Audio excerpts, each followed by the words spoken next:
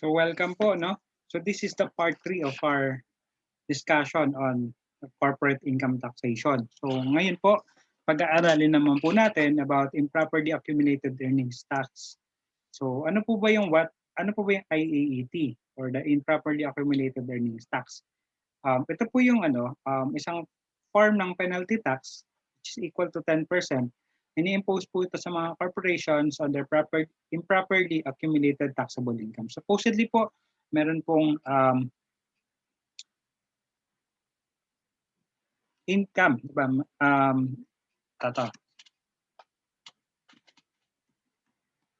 Section 43 po ng Corporation Code, it prohibits a stock corporation, yung diniscuss natin kanina, to maintain a retained earnings more than 100% of its paid up capital. So dapat po nagde-declare po sila ng dividends yung corporation sa mga stockholders po nila. And that with that yung dividends na nire-declare nila is nasa subject po yun sa 10% final tax sa mga tax holders directly. Diba? Ngayon, so kapag walang dineclare na dividends, meaning hindi mag-earn ng income o makaka-generate ng tax, ng revenue, ang government from the dividend tax.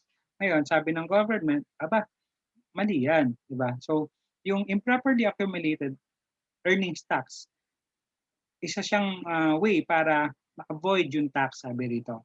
Upon shareholders who are supposed to be taxed on their dividends distributed from the company's profits. So basically, if a company earnings are distributed to its shareholders, then these shareholders will be subsequently liable for income tax thereon.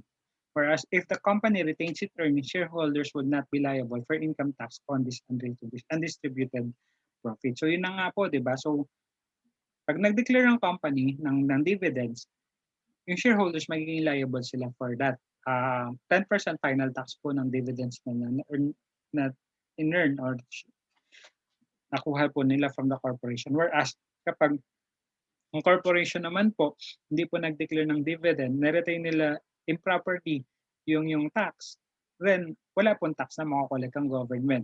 So that idea of penalizing the act of inappropriately accumulating earnings beyond the reasonable needs of a business is to encourage dividing and distributing dividends to shareholders and appropriate excess earnings for the improvement of business operations. So the liability is not as much as the consequence of the accumulation, but the purpose behind the accumulation of the income. So actually, as a rule naman po, hindi naman po talaga masama na mag-retain sila ng income, diba? No, na hindi mag-declare ng dividends.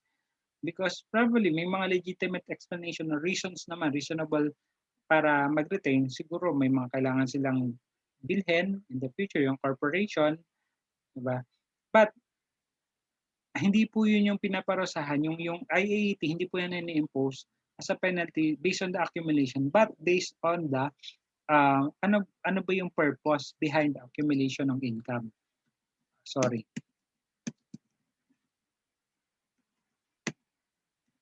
Ayan.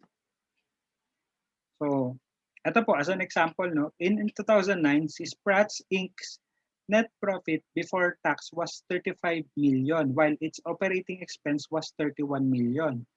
So, in year 2010, its net profit before tax was 40 million, and its operating expense was 38 million. So, it did not declare dividends for the year 2009 and 2010. So, basically, syempre, meron silang income, di ba? But they did not declare dividends for that year, 2009 and 2010. And it has no proposed capital expenditures for year 2011. Wala naman silang paglalagyan, reasonable thing na paglalagyan, di ba? In the future. So, may Spratz be subject to the improperly accumulated tax on its retained profits for year 2009 and 2010? A. Since the accumulated amounts are reasonable for operations in relation to what is already needed annually. So itong answer na to will contrast dun sa facts. Diba? So meaning A is not the correct answer. How about yung C? No, because there is no showing that the taxpayer 2011 and 2010 net profit before tax exceeded its paid-up capital. So this is not also the correct answer. How about D? No, because the taxpayer is not shown to be publicly listed corporation, a bank, or insurance company. It's not even related or not. Um, it does not answer the question. But B is the correct answer. So Sprats will be subjected for the 10% IAET because their accumulation is not reasonably necessary for the immediate needs of the business. So, wala naman silang capital expenditure na kukunin, 'di ba? Na wala naman silang operations or bibili, 'di ba? Na gagawin in the near future. Bakit hindi kayo nag-declare? So in that case, you may be subjected to the penalty tax of IAET for 10%. Okay? So ano yung or rationale or yung purpose, reason behind it?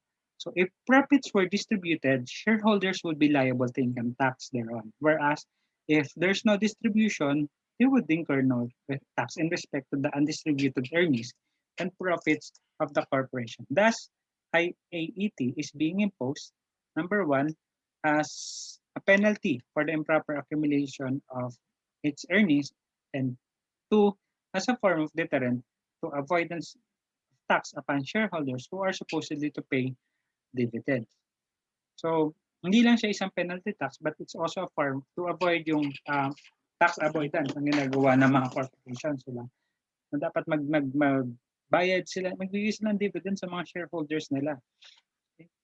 So what is the touchstone of the liability? So it is the purpose behind the accumulation of the income and not the consequence of the accumulation. Thus, if the failure to pay dividends is due to some other causes, such as the use of undistributed earnings and profits for reasonable needs of the business, such purpose would not generally make the accumulated of undistributed earnings subject to the IAT. So, however, if there's a determination that a corporation has accumulated income beyond the reasonable needs of the business, the 10% IAET shall be imposed. So, hindi yung sinasabi ko kanina na hindi porket hindi ka nag-declare ng dividends in a taxable year, tapos hindi ka kagad mai-impose siya ng IAT. Kapag nakita beyond that purpose, bakit di ka nag-declare? Kung wala ka naman talaga paggagamitan beyond, and it is not reasonable, diba, sa pangangailangan ng business mo, then that's only the time na masasubject ka sa 10% IAT as a penalty tax. Nonetheless, it should be borne in mind that IAT is imposable only when the accumulation of corporate earnings is improper. So the reasonable needs of the corporation will definitely be considered by the tax rules in determining whether a corporation is guilty of improper accumulation. So to name a few, so there are reasonable needs by a corporation to include the appropriation for corporate expansion projects, putting up a reserve for the settlement of loan covenant, and acquisition of building, plant, or equipment. So maraming reason ang corporation possible. Basta it is reasonable within the business need, then may exempt ka for payment of IAT. Not exempt, hindi ka magiging liable for payment of IAT. Now, for the computation, no? So ito yon. Ang liable lang sa IAT is domestic corporation. So tandaan nyo to, IAT is domestic corporation lang siya. Ang tax rate niya is 10% based on the improperly accumulated taxable income. So here's the formula. Taxable income for the current year, add nyo po yung income exempt from tax, excluded from gross income, saka income subject to final tax. At of course, yung amount ng NOLCO. Natandaan niyo yung NOLCO from our previous discussions. Net operating loss carryover. Ay yung mga dineduct mo doon. So yun yung magiging total. And from that total, ililess mo po yung income tax paid payable for the taxable year, dividends actually or constructively paid, and amounts of reserved for the reasonable needs of the business. And tsaka po kayo mag-arrive sa improperly accumulated taxable income. So the rate, kung magkano yung income na improperly accumulated, data times po yun sa 10%, okay? Tsaka nyo makukuha yung earnings tax. improperly accumulated earnings tax na babayaran. But well, for this subject, we'll no longer focus on the computation, but on the basic principles. I will not ask you to, to compute in the exams. Don't worry. But for your guidance, ito po yung formula.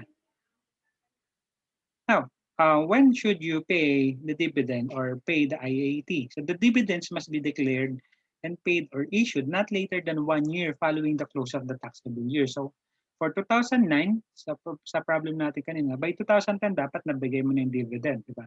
Otherwise, yung IAT, yung improperly accumulated earnings tax, if meron man, should be paid within 15 days thereafter, after that 1 year period.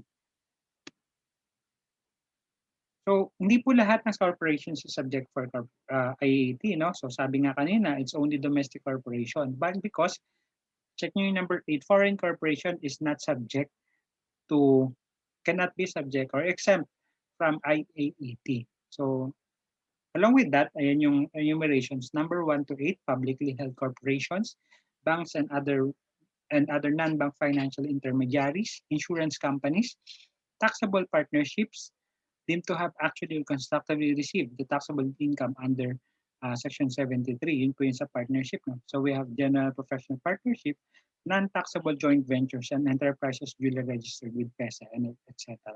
So sila po yung mga corporations not subject to IAT because they're exempt. So to sum it all, ito po yung summary na ginawa ko.